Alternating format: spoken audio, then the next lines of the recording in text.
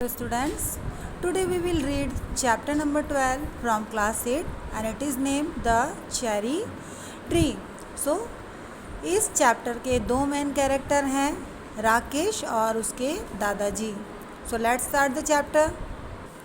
One day, when Rakesh was 6, he walked home from Mussoorie बाज़ार eating cherries. एक दिन की बात है, राकेश एक 6 साल का बच्चा है जो कि मसूरी बाज़ार से अपने घर चेरीज़ खाते हुए जा रहा था. They were a little sweet, little sour, small bright red cherries. कुछ खट्टी कुछ मीठी चमकदार लाल cherries which had come all the way from the Kashmir Valley, जो कि कश्मीर की घाटी से मसूरी बाज़ार में लाई गई थी. Rakesh lived with his grandfather on the outskirts of Mussoorie. Rakesh अपने दादाजी के साथ मसूरी के बाहरी इलाके में रहता था. Just where the forest began, जहाँ से जो फॉरेस्ट है या जंगल की शुरुआत होती है. His father and mother lived in a small village 50 miles away. और राकेश के जो पेरेंट्स हैं वो उसके दादाजी के घर से 50 मील दूरी पर रहते हैं. But there was no school in the village, लेकिन गांव में कोई भी अच्छा स्कूल नहीं था. So Rakesh parents were keen that he should go to school. और राकेश के पेरेंट्स ये चाहते थे कि राकेश अपनी पढ़ाई जो है उसे कंटिन्यू करे. तो उसे उसके दादाजी के घर छोड़ दिया गया जो कि एक रिटायर्ड रेंजर थे. बेटा, I have already underline the hard words. Rakesh was on his way from school when he bought the cherries. Rakesh अपने स्कूल से घर वापस आ रहा था तभी उसने चेरीज़ खरीदी थी. ही पेड 50 पैसे फॉर द बंच, और उसने एक बंच के लिए 50 पैसे दिए थे. It took him about half an hour to walk home. अभी घर और स्कूल के बीच की दूरी आधा घंटा थी. And by the time he reach the cottage, और आधे घंटे में वो अपने घर पहुंचा. And there were only 3 cherries left, तो उसके हाथ में सिर्फ 3 ही चेरीज़ बाकी बची थी. Have a cherry grandpa, he said. तो उसने जाते ही अपने दादाजी से क्या पूछा, दादाजी आप चेरी खाएंगे. As soon as he saw his grandfather in the garden, जैसे ही उसने अपने दादाजी को गार्डन में देखा. Rakesh grandfather took 1 cherry and Rakesh promptly ate the other 2. दादाजी ने एक चेरी ली और राकेश ने दोनों चेरी तुरंत ही खा ली. He kept the last seed in his mouth for some time, और आखिरी वाली चेरी का जो बीज था राकेश ने अपने मुंह में रख लिया. And it round and on his tongue until the Tang had gone. और राकेश ने क्या किया, वो आखिरी चेरी के बीज को अपने मुंह में घुमाकर उसको घुमाने लगा गोल गोल, और जब तक घुमाता रहा जब तक कि उस चेरी का स्वाद पूरी तरीके से चला नहीं गया. Then he place the seed on his palm on his hand and studied it. और अंत में उसने उस चेरी के बीज को अपने हाथ पर रखा और उसे ध्यान से देखने लगा. Are cherry seeds lucky, asked Rakesh. Rakesh अपने दादाजी से क्या पूछ रहा है, दादाजी क्या ये चेरी का बीज जो है वो लकी है. हाँ, तो फिर मैं इसे रख लेता हूँ. Nothing it lucky if you put it away, if you want luck you must put it on some use. बेटा, कुछ भी लकी नहीं होता यदि आप उसे अपने आप से दूर कर देते हैं. कोई भी चीज़ लकी तब होती है जब आप उसका यूज़ करते हैं. What can I do with a seed, मैं इस बीज का क्या कर सकता हूँ. प्लांट इट, इसे बो दो. So Rakesh found a small spade and began to dig up a flower bed.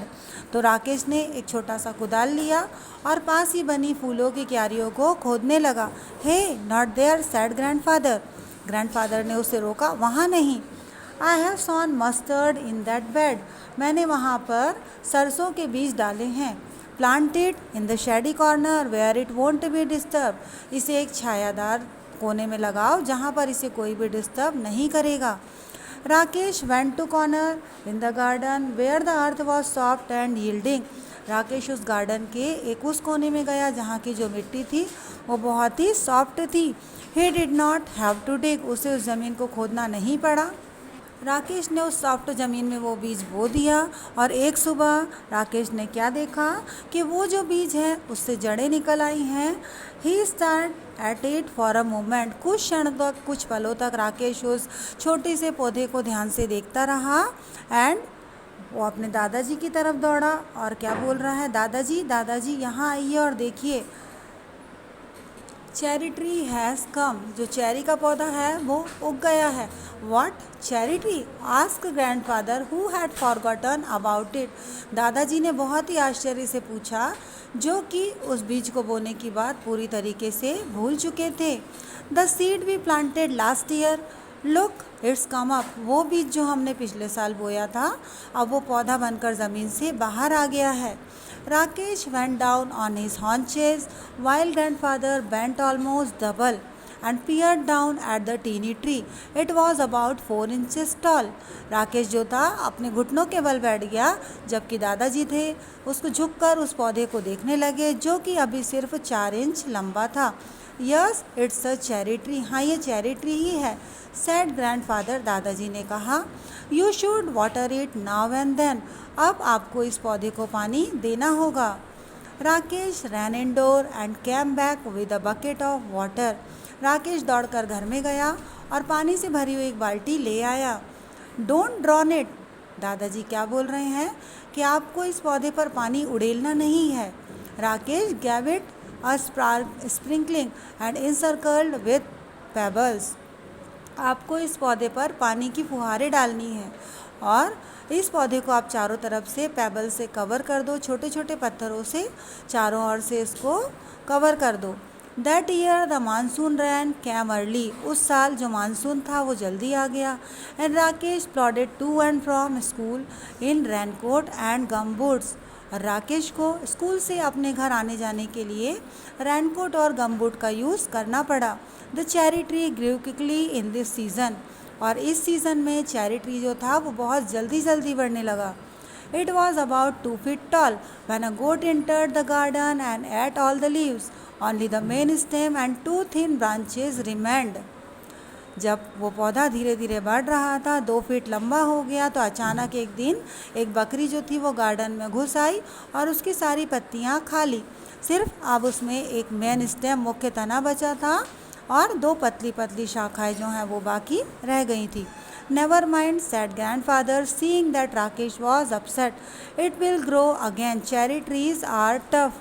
तो दादाजी ने राकेश को देखकर क्या कहा कि राकेश दुखी मत हो, चिंता की कोई बात नहीं है, ये अपना जो चेरी ट्री है वह फिर से ग्रो हो जाएगा।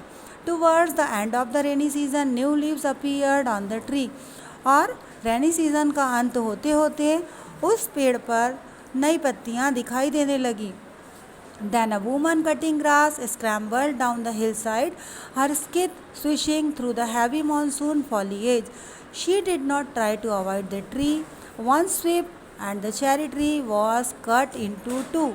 अब वो चेरी ट्री जो था धीरे धीरे बढ़ रहा था, लेकिन एक दिन अचानक से एक वुमेन जो थी, जो कि इस पहाड़ी पर उगी हुई फालतू की खरपतवार और घास को काट रही थी, तो उसने उस चेरी ट्री को अनदेखा कर दिया और अपने वेपन से, जो कि बहुत ही शार्प था, उससे चेरी ट्री को 2 हिस्सों में कट कर दिया।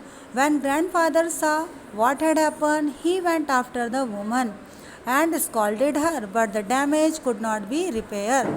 जैसे ही दादाजी ने उस औरत को देखा कि उसने उस चेरी ट्री को 2 भागों में काट दिया है, वो उसके पास गए और उसे डांटने लगे, लेकिन अब कुछ भी नहीं हो सकता था। मैं it will be die now, said Rakesh. मैं भी, सैड ग्रैंडफादर। ये देखकर राकेश जो है वो ये कह रहा है कि दादाजी अब ये पौधा जो है वो मुरझा जाएगा, डेड हो जाएगा। तो दादाजी कह रहे हैं हाँ, शायद ऐसा हो सकता है। But the cherry tree had no intention of dying. लेकिन चेरी ट्री का मुरझाने का कोई इरादा नहीं था। By the time summer came again, फिर से गर्मियाँ आई। It had sent out several new shoots with tender green leaves. तो चेरी प्लांट में से बहुत सारी पतली पतली ब्रांचेस निकल गई थी और उस पर नई लीव्स आ गई थी। Rakesh had grown taller too. अब राकेश भी लंबा हो गया था। ही वॉज 8 नाउ, वो 8 साल का हो चुका था। A sturdy boy with curly black hair and deep black eyes. वो बहुत सुंदर बच्चा था, 8 साल का हो चुका था और उसके जो बाल थे बहुत घुंघराले थे और उसकी आंखें बहुत गहरी थी। उसके दादाजी हमेशा उसे ब्लैकबेरी आइज कहकर बुलाते थे। The monsoon Rakesh went home to his village to help his father and mother with the planting, plugging and sowing. इस साल मानसून में राकेश अपने पेरेंट्स के घर चला गया था खेती के कामों में अपने पेरेंट्स की मदद करने। When he came back to his grandfather house, जब वो वापस अपने दादाजी के घर आया, tree had grown another foot, जो चेरी ट्री था वो थोड़ा और लंबा हो चुका था। It was now up to his chest, और उस चेरी ट्री की जो लेंथ थी वो राकेश की चेस्ट तक हो चुकी थी। One day he found a bright green mantis perched on a branch. एक दिन की बात है, राकेश ने चेरी ट्री की ब्रांच पर एक ग्रीन मैंटिस को बैठे हुए देखा। पियरिंग एट हिम, राकेश उसको अपनी भरी भरी आंखों से, सूजी हुई आंखों से देख रहा था। Rakesh let it remain there, it was the cherry tree's first visitor. तो दादाजी उसे क्या कह रहे हैं कि राकेश तुम उसे पेड़ से दूर मत करना, ये चेरी ट्री का पहला विजिटर है। The next visitor was a hairy caterpillar, और उस चेरी ट्री पर आने वाला दूसरा विजिटर जो था वो एक कैटरपिलर था। Who starting making a meal of its leaves, जो उस चेरी ट्री की पत्तियों को खाने लगा था। Rakesh removed it quickly and dropped it on a heap of dry leaves. Rakesh ने उस कैटरपिलर को जल्दी से उठाया और उसे सूखी पत्तियों के ढेर पर छोड़ दिया। देयर आर प्रिटी लीव्स, अब राकेश उस ट्री को देखकर क्या बोल रहा है, कितनी सुंदर पत्तियां हैं। And they are always ready to dance if there is a breeze, और जैसे ही हवा चलती है तो ये पत्तियां ऐसे लहराती हैं मानो ये डांस कर रही हों। After grandfather had gone indoors, जैसे ही दादाजी घर के अंदर चले गए, Rakesh went into the garden, Rakesh garden में गया and lay down on the grass beneath the tree, वो उस चेरी ट्री के पास घास पर बैठ गया। ग्रैंडफादर कैम बैक, दादाजी वापस आए and sat down beside Rakesh, वो राकेश के साथ बैठ गए। There are so many trees in the forest, इस जंगल में बहुत सारे सुंदर सुंदर पेड़ हैं। सेड राकेश, राकेश ने कहा। What is so special about this tree, why do we like it so much. वो दादाजी से क्या पूछ रहा है, दादाजी इस जंगल में इतने सारे सुंदर सुंदर पेड़ हैं, लेकिन हम इस पेड़ को इतना पसंद क्यों करते हैं, इसमें ऐसी क्या खास बात है। We planted it our self, that's why it's special. दादाजी जवाब दे रहे हैं कि बेटा इस चेरी ट्री को हमने खुद लगाया है, इसीलिए ये हमारे लिए स्पेशल है। जस्ट वन स्मॉल सीड, एक छोटा सा बीज। And he touch the smooth bark of the tree that had grown, और वो उसके तने पर हाथ फेरने लगा।